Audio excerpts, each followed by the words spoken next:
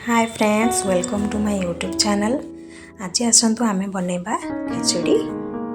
खिचड़ी में मुझे किसी वेजिटेबल्स, किसी टमाटो, मटर, तेजपत्र, भूसंग पत्र, कंचा लंका, किशमिश, किसी गोटा मसला।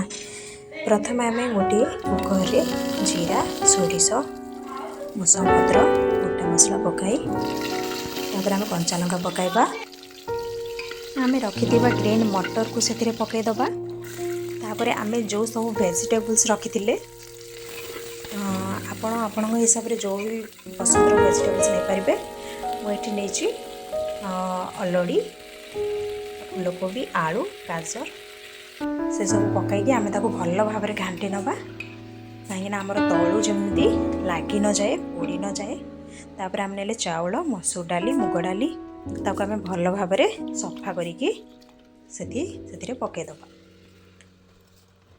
ये सबू पकईकि आम भल भाव में मिसईदबा जमी सब गुड़ा परफेक्टली मिसीज और तल आड़ू भी जमी लगे ना।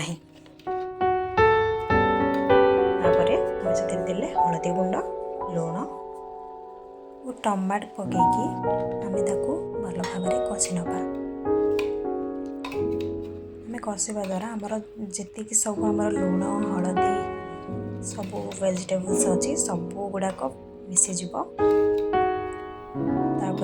ए किसी गरम मसला, कस्तूरी मेथी, तापर आम पुणी भल भाव में घाटी दबा। तापर आमर चाउलर क्वांटिटी हिसाब से आम से पानी दबा।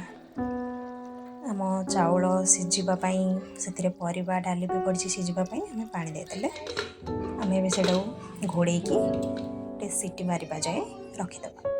देखो आम कुकर भी गोटे सीटी देदेला। तापर देखो आमर प्रस्तुत हो गला खिचड़ी। देखो केते सुंदर कलर आछि। आमर प्रस्तुत हो गला खिचड़ी।